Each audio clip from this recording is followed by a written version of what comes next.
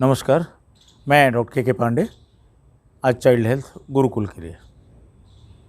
आज हम चर्चा कर रहे हैं ईएसआर के बारे में, क्योंकि बहुत सारे डॉक्टर्स के और पेशेंट्स के भी, जो जानकार पेशेंट्स हैं, उनके भी सवाल आए कि सर ये ईएसआर का टेस्ट कराते हैं। नॉर्मली आप जब सीबीसी और सब चीज़ें कराते हैं तो ईएसआर का टेस्ट भी डॉक्टर आपको रिकमेंड करते हैं।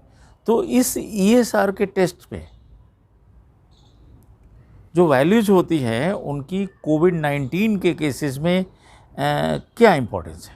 जैसे अगर किसी को कोविड पॉजिटिव है और उसका ईएसआर रेज्ड आ रहा है, तो क्या ये सीरियस बात है या उसको इग्नोर किया जाए, क्या इसका मतलब समझा जाए। क्योंकि इंटीरियर्स में जो पेशेंट हैं, जो केयर जिनको उतनी फैसिलिटीज़ नहीं है, या ऐसे डॉक्टर भी जो बड़े बड़े हॉस्पिटल से नहीं जुड़े हुए हैं, जिनको सारी फैसिलिटीज़ नहीं है, ओपीडी बेसिस पे इलाज करने की कोशिश कर रहे हैं, माइल्ड केसेस को या मॉडरेट केसेस को, हल्के केसेस को जो कोविड के हैं, उनका ये सवाल है। तो देखिए, ईएसआर एक बहुत सिंपल सा टेस्ट होता है और ये दिखाता है कि जब एक टेस्ट ट्यूब के अंदर ब्लड को हम रख देते हैं निकाल के, जैसे 5 ml या 3 ml ब्लड निकालते हैं और उसको रख दिया जाता है, तो उसमें आरबीसीज जो होती हैं, रेड ब्लड सेल्स होती हैं या एरिथ्रोसाइट्स होती हैं जिनको बोलते हैं, वो कितनी जल्दी से या कितनी देर से वो नीचे जम जाती हैं। वो जितनी देर से या जितनी जल्दी से जम जाता है, उसको नाप के ईएसआर का टेस्ट बताया जाता है।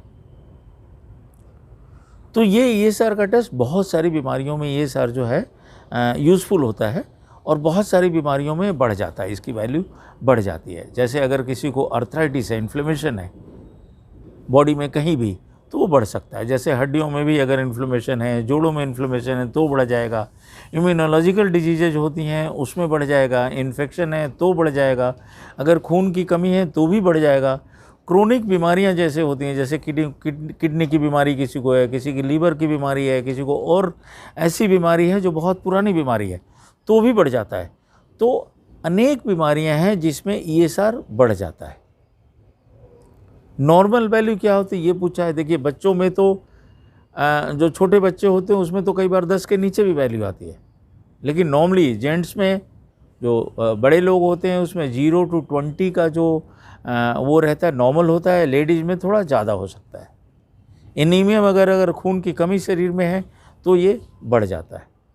और लेडीज़ में अक्सर, लड़कियों में एनीमिया होता है, खून की कमी होती है, तो उसमें भी ये बढ़ने का डर रहता है और बढ़ जाता है। तो थोड़ी सी हायर वैल्यू उसमें ली जाती है। लेकिन आपके डॉक्टर जो सारा मरीज़ को देख रहे हैं उसको टोटलिटी में जब देखेंगे तो ज़्यादा बेहतर डिसीजन ले सकते हैं।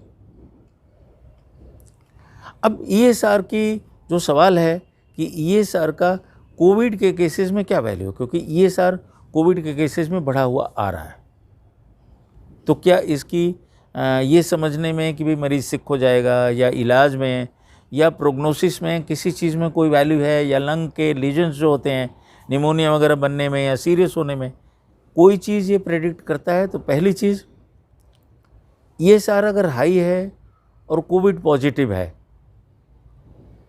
तो इसको टोटलिटी में आपके डॉक्टर एसेस करेंगे, उसको एनालाइज करेंगे कि आपके शरीर में और जो मैंने कारण बहुत सारे बताए वो हैं कि नहीं है। क्योंकि ये ज़रूरी नहीं कि ईएसआर आपका सिर्फ कोविड की वजह से बढ़ा है। दूसरी चीज़, इससे सीरियस होना या न होना ये पता नहीं लगता। तीसरी चीज़, अगर ईएसआर हाई है, जैसा कि सीआरपी का मेरा एक वीडियो अभी थोड़े दिन पहले ही मैंने बनाया है, तो सीआरपी अगर बढ़ा होता है तो वो शो करता है कि मरीज़ जल्दी सिक होगा या सिक है। उसके लंग्स में भी निमोनिया होने के चांसेस हैं बहुत ज़्यादा। कितना ये सीआरपी होने पे है वो मैंने अभी भी बताया है, अब दूसरा वीडियो देख सकते हैं। लेकिन ईएसआर के साथ ऐसा कोई संबंध नहीं है, न उसके सिक होने पे, न उसके लंग लेजन पे, या वो कितना सीरियस हो सकता है कोई भी मरीज़, बच्चा हो या बड़ा हो। प्रोग्नोसिस पे भी फ़र्क नहीं पड़ता। जैसे सीआरपी है तो सीआरपी अगर ज़्यादा था और कम होना शुरू हो रहा है इलाज के साथ तो ये एक अच्छी बात है। लेकिन ईएसआर तुरंत कम नहीं होगा और इसका उतना डायरेक्ट जो कोई रिलेशनशिप कोविड केसेस में नहीं मिला है। तो ईएसआर की वैल्यूज़ को जो भी डॉक्टर हैं या जो भी अटेंडेंट्स हैं, जो जानकार हैं, जो इन बातों की जानकारी चाहते हैं, वो ये समझें कि ESR का हाई होना नॉर्मल चीज़ नहीं है, नंबर 1, लेकिन उसके लिए आप और कारण पहले खोजें, कोविड के साथ रिलेट न करें।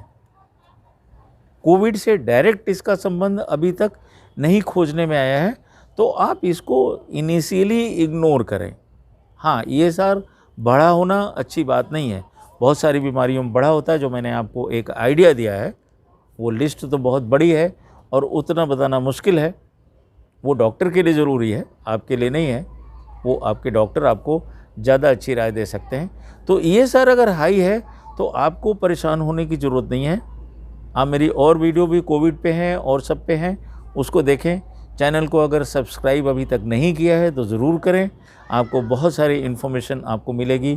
ख़ासतौर से जन्म से 19 साल तक के बच्चों से रिलेटेड जो बातें हैं, स्वास्थ्य संबंधी बातें हैं, उस पर हम डिस्कस करते हैं। और क्योंकि जन्म से 19 साल तक के बच्चों की बातें सिर्फ सब कुछ अलग नहीं है, बहुत सारे पेरेंट्स पे भी होता है। जैसे कोविड ही है, बच्चे को भी हो सकता है, बड़े को भी हो सकता है। तो बहुत सारे वीडियोस हमने कोविड पे बनाए हैं, जो आपके सवाल थे उस पे। साथ में बच्चों के दांत निकलने पे, उनकी पॉटी ट्रेनिंग पे, उनके विकास पे कैसे ध्यान दें, आपको मानसिक तनाव इस कोविड काल में तो नहीं है, इन सब चीज़ों पे भी मैंने वीडियो बनाए हुए हैं।